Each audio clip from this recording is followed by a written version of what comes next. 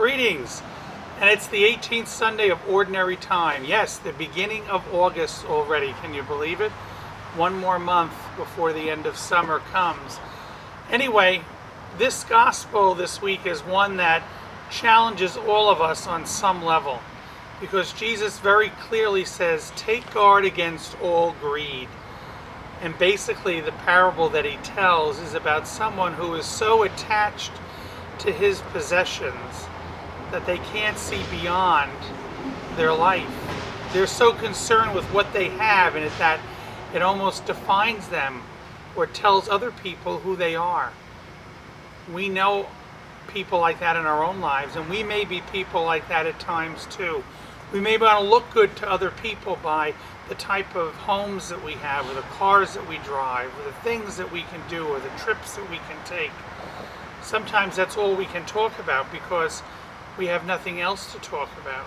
It becomes who we are, and yet it falls so short of everything that God has in store for us.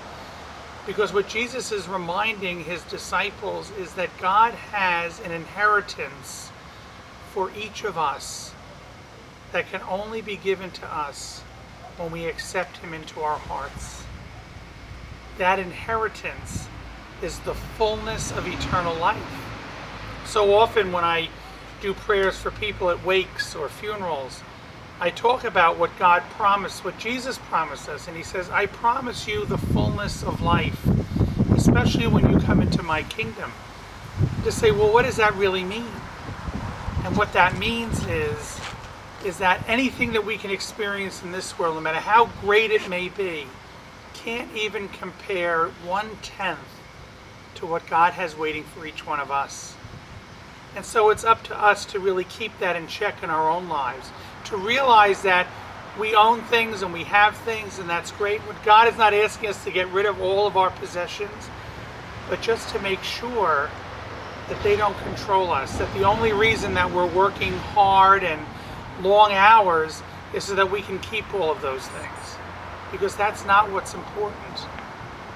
And the other thing that Jesus is really sort of guiding and trying to teach his disciples in this gospel is he's saying, listen, the things that are really important, he goes, the only way you can really care and give to other people is when you yourself possess certain qualities, certain values in your own life.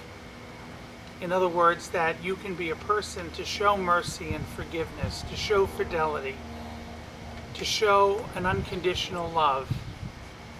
All of those things are so important for us to attain. And we don't attain those things when we're attached to things, or when we allow things to rule us and to point us in certain directions. That's why, my friends, it's so important that we're part of a Christian community, because hopefully that community challenges us and reminds us of what truly is important. That people are important.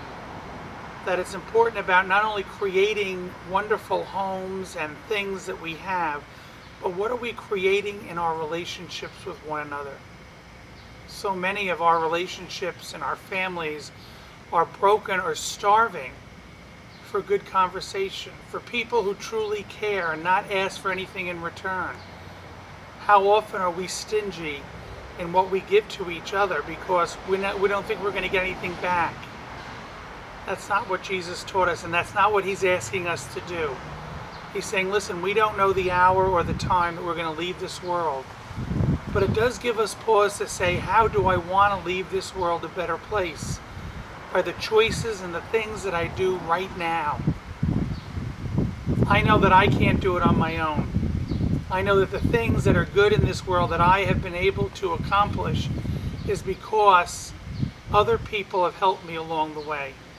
Other people have joined me and shown me what I need to do. And so I invite you to please be part of this wonderful parish of Church of the Nativity in Midland Park, New Jersey, a stewardship parish, a place where we really look at how we give our time and our talent and even our treasure to God. Once again, I hope you're having a wonderful summer. Enjoy the rest of this month of August, and God bless you.